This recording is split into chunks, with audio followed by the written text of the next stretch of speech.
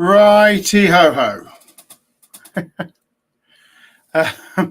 I hope there are people out there. Otherwise, I am talking to a wall. Hi, my name's Charlie Turnbull. We have a lovely evening tonight of three classic cheeses.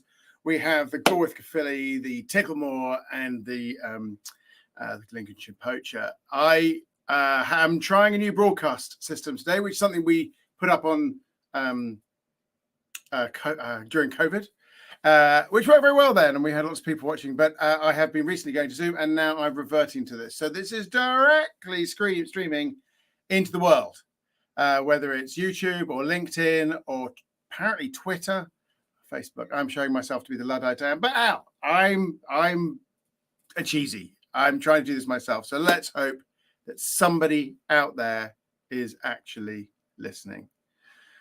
Whew, that makes me nervous. Anyway, right. Okay, so three cheeses. Now, the reason I've chosen these videos is because they are either modern classics or they're really good takes on something traditional in a way that effectively makes them modern. They've really bumped themselves up into getting the modern consciousness as a great cheese. I put Gorwydd Caerphilly in that category. It nearly died out in the 20th century. It possibly died out altogether until there was just a trickle of it being made in Somerset, of all places, not in Caerphilly, not in Wales. And it then got reinvigorated by the Trethowyn brothers, who basically have been standard bearers, the big standard bearers for it ever since. So we're very excited to see it back. Although I don't know if you say back when it's been going sort of 20 years, but it is back in a global perspective, in a national perspective. So why don't we start there? It's an 1800s cheese. It is allegedly invented in Caerphilly to give the miners something particularly salty to have down the mines. Now, there isn't any way to know in these old cheeses exactly what they taste. And even today, there are Caerphillys being made without rinds. And this one, as a rinded cheese, is a very different cheese to a non-rinded cheese. So let's start by looking at that. Can you see that deep double character? We've got the crumbly bit, which is whiter in the center. We've got the creamier yellow bit, almost custard looking towards the edge. And if I give it a bit of squeeze there, let's put my fingers across here if I can get that more obvious. Squeeze there. Can you see that bit is more soft, a softer character cheese? That is because it's been broken down by the mold. So this mold at the edge is a natural mold. It occurs in the cellars. And what they are achieving there is a breakdown in exactly the same way as Camembert or something like that, except this mold is not homogeneous. It's not one single mold. It is whatever was there in the cellar at the time. And the Trethowyn brothers have done a very good job of husbanding this and making sure it delivers for them. Now, the rind itself, as you can see, has got a sort of carpet, almost cardboard-like look about it. And the reach, what you might say, how far it goes in, is like a centimetre to bit. When this cheese is first made, there is nothing there. There is nothing there. It's just a little flap on top, and then it's crumbly all the way through. And then over time, over 2 months, maybe a bit longer, it then gets into the cheese. And that gives us this double texture. And I think that's what makes this cheese great, that real embracing of that. And we're going to taste it bit by bit to have a look at the bits in separation. So we're going to start with the center. Crumbler. Can you see that? It's crumbler. All right. And its crumbliness has greater acidity, which is typical of early stage cheeses. And it's predominantly, it's got a bit of bitterness as well. It's predominantly sort of a lactic kind of vibe. Not so much cheesy as milk, as sort of dry cheese, that kind of thing. And you think to yourself, how can this be so delicious? There are bits of straw in there, there's bits of grass, but what you see when you taste it in conjunction with other cheeses, with other parts of cheese, is that it is half the story. So we're now going to go into this other bit. So this is not crumbly at all. This is squidgy. I can run it in my fingers. There you go. All right. Much smoother. Many more lactic flavors. Sorry, milky flavor. And in tasting this, we get a smoother, more unctuous vibe. So we've made the transition into a much more savory note. Not that full cream that you would get in a camembert style, but nonetheless really excellent. So the rind is tasty, tasteable. It's fully edible. So we're going to taste that because we're scientists. Now, there are some nice notes here. The texture is mildly off-putting. It sort of feels like we're tasting sort of cardboardy kind of stuff. But the flavor is very gentle. It's got mushroom notes and not musty notes, so those a warm cellar notes, which is like, it's actually really nice. But the texture is something that might put you off. But there's a real feeling of a nutrition about it. It really feels like edible. So now we're going to taste all three together, and we're going to get this combination almost like a sandwich. The body is going to come from the curd, the crumbly curd. The sauce is going to come from the. It's completely different. It is fascinating to have these three together because you're just taken away from the individuals. It's like cheese matching. It is so much better. It is like cheese matching with its own self, and the flavors circle around themselves. So inside that sort of savory base note, which is coming from the edge, you then get that light acidity on top, which bonds with the sweetness that's come from that edgy bit that's more creamy note and makes both more interesting. And then you got this extra dimension of flavor coming off the rind, which has sort of more nuance, less taste, more flavor off the rind. But you do completely lose that slightly negative texture as it's bonded and folded into the rest of the cheese. This cheese has just nailed it in awards again and again and again. Not easy to make. The Trefhowns really went into this sense of how do you deal with the curd. They did many variations of trying to make small changes and measure the effect. Things that hundreds of years of cheese making would have delivered for them, but they didn't have that. They were starting afresh. There was a little bit of inherited knowledge by asking around, but they didn't have that training at knee that historical cheesemakers would have had. So they had to go and learn what happens if you do it this way, make this change, and what happens if you make that change themselves. And they were very scientific about it. It was very brilliant, really committed. And that is something that has paid off in the long term. That was just so delicious. I'm having another piece. So you've got a cheese that has reinvented itself and done what you see in so many vineyards, where you take modern technology, modern understanding, modern efficiencies, and apply it to a cheese that has a great heritage, a great love, and is tried and tested in the turf that it's been made. Now they make it in, is it Weston-super-Mare? Someone like that. Anyway, they've come around the corner into Somerset again, which this irony of this cheese is that it always ends up in Somerset.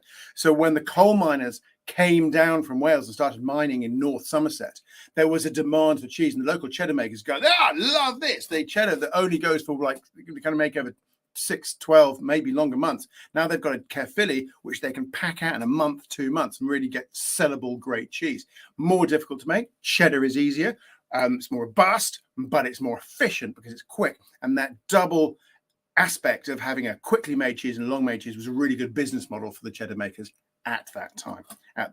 And you can still see the mines in North Dorset and Peasdown, St John and places like that. There's still miners' clubs on the high street there.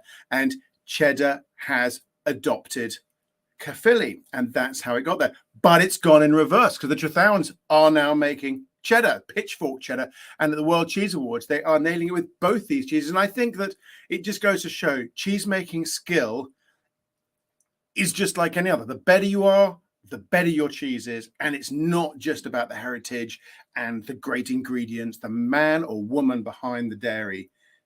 At the end of it, it comes down to them. And the Trefhowns are brilliant. So all hail, brilliant job. Right, another new kid on the block. Oh, beer. We want to do that. Right, I've got two. I said I was going to have Harvey's, but I've got a Sussex tasting coming up in a month or so. So I have held that back, and we've gone for a Camden Pale Ale and a Long Blonde. Long Blonde comes from a brewery not far from me here, the Long Man of wherever the Long Man is, another one of those painted men on hillsides that everyone thinks has been there since the Iron Age and actually was done in the 19th century. So long blonde. Nicely hoppy, not too fizzy, kind of old school, which is what I'm looking for.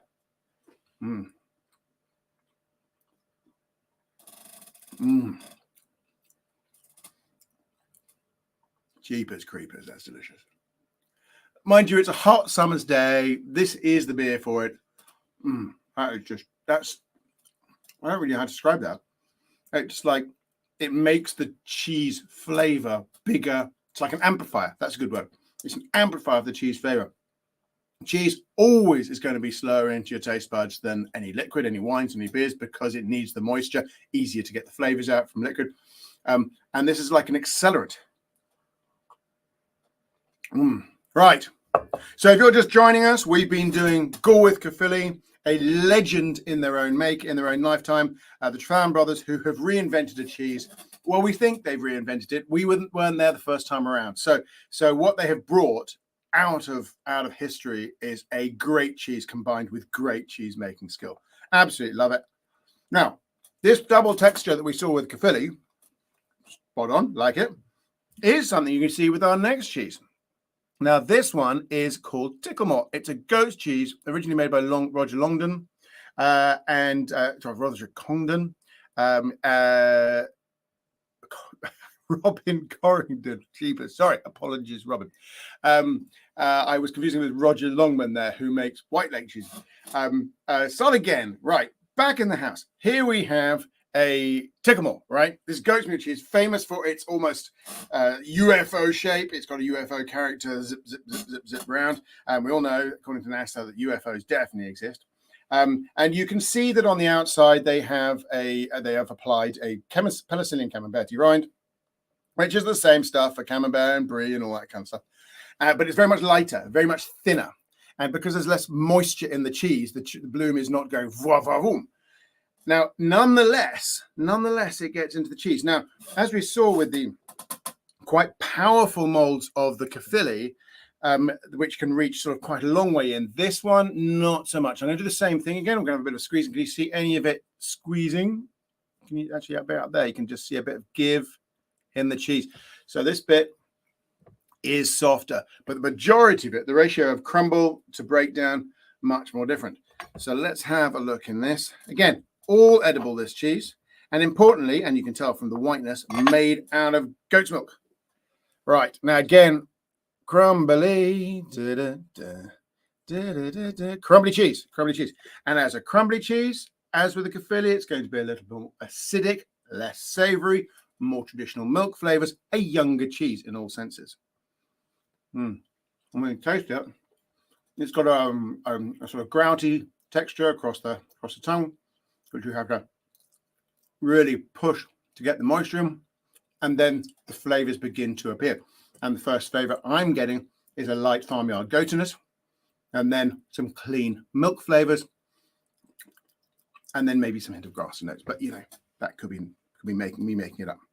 So let's go inside here and see what we can find in the softer bits. So I'm just squeezing it, looking for how much we can get in there. Not so much this time, so maybe half a centimeter. And like the Gorwydd Caerphilly, this is more elastic. I can squeeze it, make a paste out of it. Now, cow's milk, when you break down under mold, goes to savory. Goat's milk, not so much, holds the milky flavor longer. So it still has that sense of savoriness, but nothing in the same extent. And there's a sort of reassuring warmth to that text. You can feel that it's more cozy as a flavor, less intense, more comforting. And then we're gonna, because we're scientists, going to taste the rind. All right, so it's got a little bit of rind there. Bum, bum, bum. Again, you can feel the texture, but unlike the Caerphilly, this is breaking up more easily, less stuck in the teeth, less your teeth go straight through. But also clean flavor, some mushroom, but that really young mushroom that's barely mushroom, that uncooked, none of that sort of umami butter fried mushroom look. Just very, very fresh, straight off. Now, that's nice. Now, I'm now going to taste them together. Oh, no, hang on, that's got no rind on it. I've left my beer in the way. Apologies for that. Right.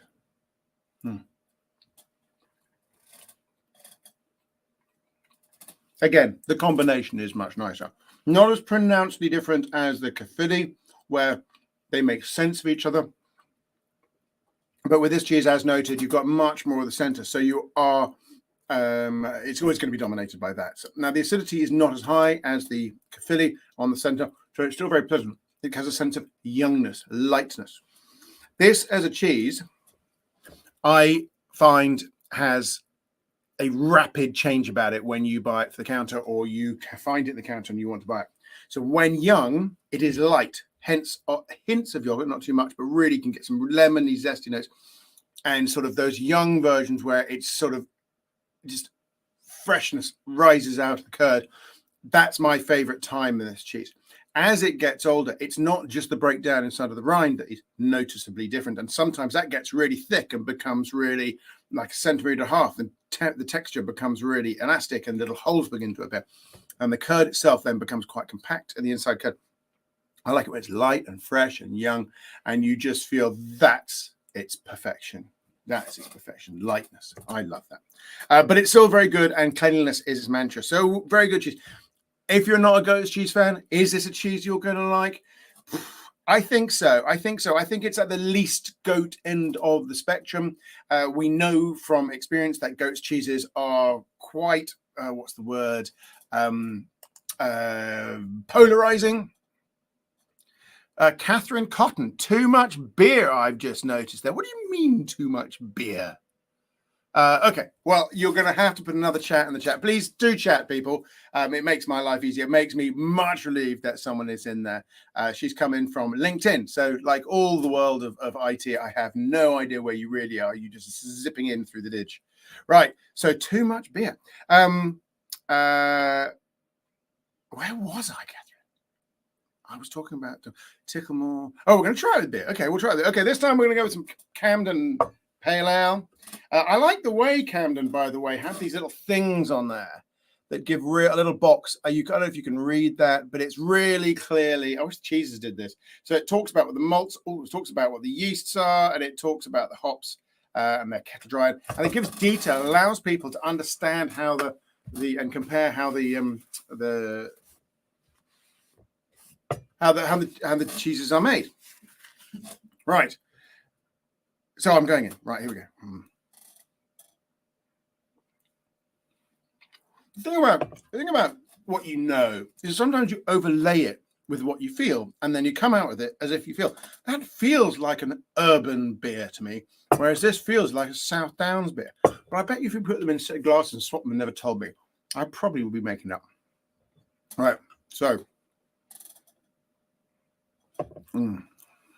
Thank you, Catherine. Enjoying my chat. Well, I hope others are. Right. So where was I?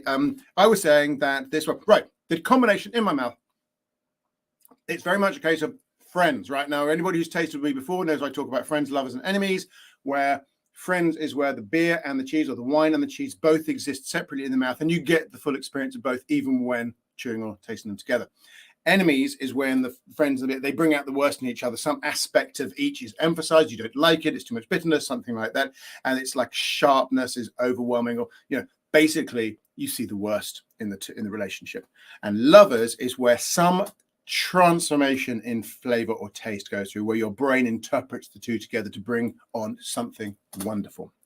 Now, in cheese matching terms, where you often have one drink against a cheese board, we aspire to friends, because no beer, no wine is going to match our entire board.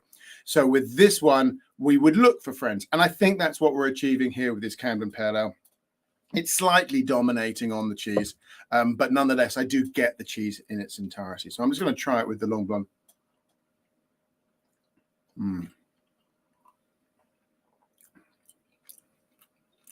Yeah, same. We're getting the taste of both, but it's not anything transitional. But that, as I say, friends, the company of friends, we all know that's one of the greatest things in the universe. Right. Last cheese up, we have Lincolnshire Poacher. Now I'm going to try something here I only found this out sometime at the end of last year. I don't know if this is going to work. Okay, so did you know that the Lincolnshire Poacher? Why isn't it added to the stream? Come out of the stream. There we go. The Lincolnshire Poacher is actually a song. Oh,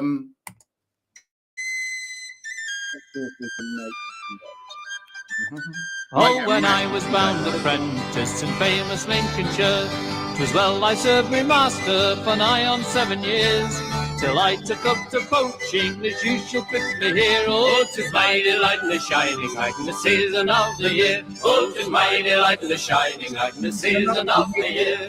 As me and my companions was a-setting on the snare, 'cause then we spied the gamekeeper, for him we didn't care. For we can wrestle and fight, me boys, and jump from anywhere. Oh, 'tis my delight in the shining light in the season of the year. Oh, 'tis my delight in the shining light in the season of the year. Right. Well, did you know that Lincolnshire Poacher is a song? It's a folk song. It goes way back, and there is a pub called the Lincolnshire Poacher, which I foolishly thought was named after the cheese, because of course you'd name it after a cheese. But actually, Lincolnshire Poacher is like the song of a lot of the regiments of Lincolnshire, and it's kind of the county's national tune or representative tune. And so that's where the name comes from, Lincolnshire Poacher. And it's very sort of famous as a guy who gives up the sensible life and just spends his life snaring hares in a slightly sort of disorganized, chaotic way. And he talks about sort of avoiding the local JP and the local gamekeepers. So it's a naughty man's song, right? Now, is this a naughty man's cheese? Well, that's a good question they've taken.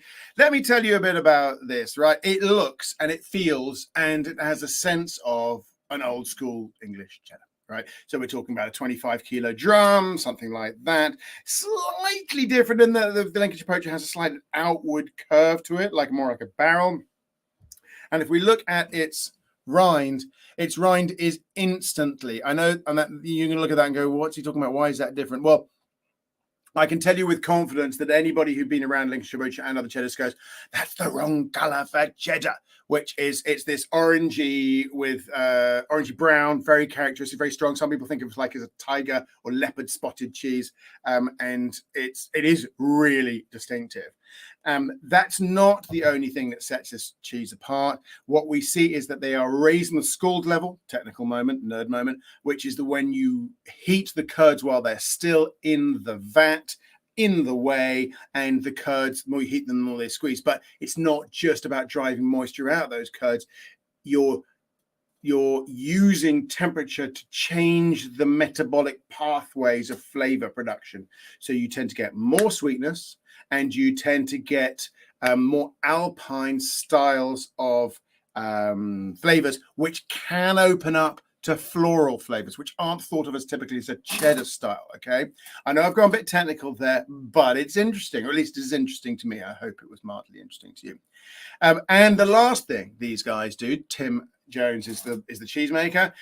He plastic coats it. Do you know? Everybody kind of worries about that because plastic coat means plastic, and they basically cover the whole cheese in like a spray-on tan level of plastic, and it locks the cheese much more solidly than cloth does. So it prevents things getting in a way that cheddar has to worry about. They still have the potential for mite damage, but Tim will tell you that they grade a lot less than cheddar makers do. They have much more confidence that their cheese will mature right up to those older ages. And they have vintage poachers and things like that they're brilliant cheeses, and it's very reliable. So I think you can tell visually the difference, but people will tell me that you can't. So I'm going to show that right now. It's not very clear to you on this camera, and I apologize for that, but it has an amber, slightly translucent vibe. Right, and it's kind of, but this cheese is a great cheese. So we've got this cheese. It's been made with a lot of European influences, okay, based on a UK recipe, and it's often described as a traditional cheese. It just ain't, right? This is a proper modern take on cheese making, where the Jones brothers have just done it their way in Lincolnshire, and it's a winner. Right, it's a winner. They make very, very good cheese. Do we see differences across the piece? Well, we'll taste it, see if we can taste the difference. But visually, pretty much no. Obviously, it changes a bit towards the edge. But there you go. Okay. Okay, so we'll cut that. Now, I am a believer that the middle of the cheese is always going to be better. So I don't really like those pointy bits on the end, or at least I won't eat that until I'm either drunk or hungry. I go straight for the middle of the cheese, and we're going to taste that. So here we go.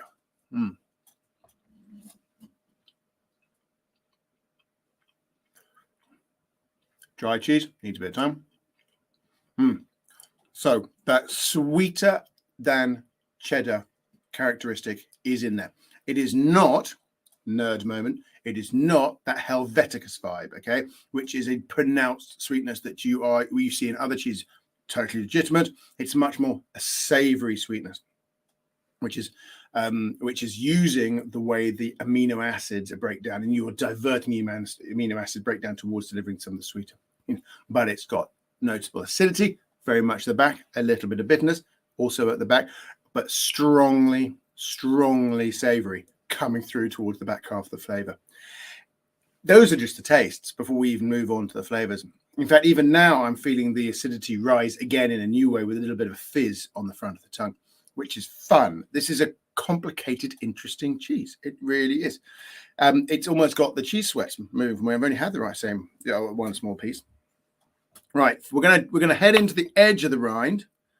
The edge of the cheese towards the rind, see if we can find something different in there.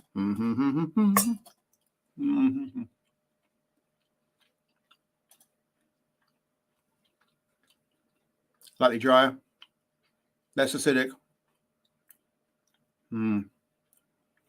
but only a little bit. Nice though. With the Lincolnshire Poacher, we're going to get grassy notes again. These are all sort of grassy cheeses. And am I getting that potential for floral notes? Maybe a little bit of hedgerow. You know that vibe when you get the flowers come out. They're very much this time of year on the brambles where it'll deliver us blackberries later in the year. It's got those type of floral notes, not meadows and Sound of Music and that kind of thing. Buttercup, maybe. I don't know. Sometimes I think I can persuade myself of anything. So that's what we have here. Very much a highly complicated, interesting cheese. I love this kind of innovation. I just believe that to make the world live, you mustn't be stuck in the past. You need to take today's opportunities in technology and knowledge in general, and start making new cheese making skills. And Lincolnshire Poacher delivers that almost better. Well, I don't want to say better than anyone else, but I mean certainly they're just brilliant at it. And what I feel that you get when you do this is you reach out to today's audience, and I think that shows in their sales figures. They are a very successful modern cheesemaker at a time when lots of the cheesemakers who are using very traditional styles, whether it's sort of Cheshire and all that kind of thing, are struggling for market.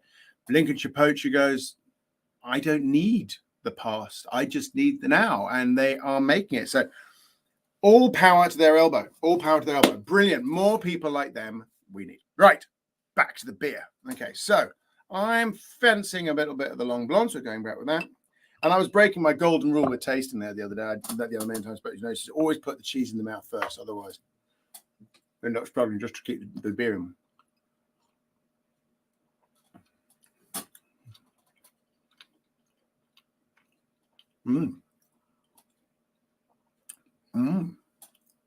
It tastes of pub, a nice pub, not sticky carpet, smells of smoke pub, but summer's day pub looking over the cricket green pub.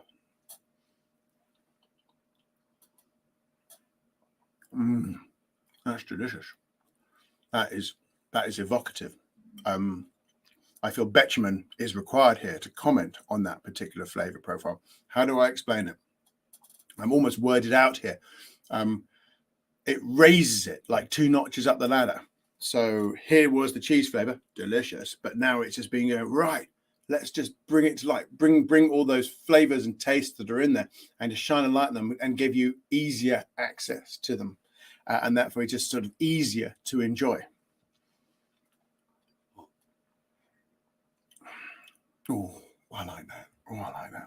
I'm beginning to wax lyrical. I promise you, these are my first beers of the day. Let's go on. Give Mr. Camden Pale Ale his moment in the sun. See if he can do it. But so far, he's got a long push to beat Mr. Long Blonde. So Long Blonde is meadowy version of an IPA. This one is much more sort of earthy. Actually, much more hoppy. Hints of citrus, actually.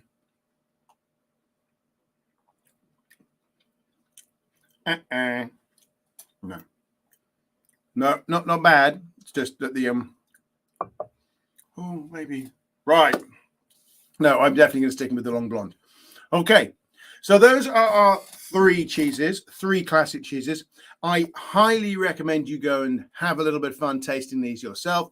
They are huge amounts of fun. Take your time. I was trying to explain to someone the other day about what is the thing a judge needs most, and it is time. You want to go the full distance in the cheese. Allow it to reveal itself to you. Lots of chewing, lots of saliva, lots of swallowing, lots of thinking.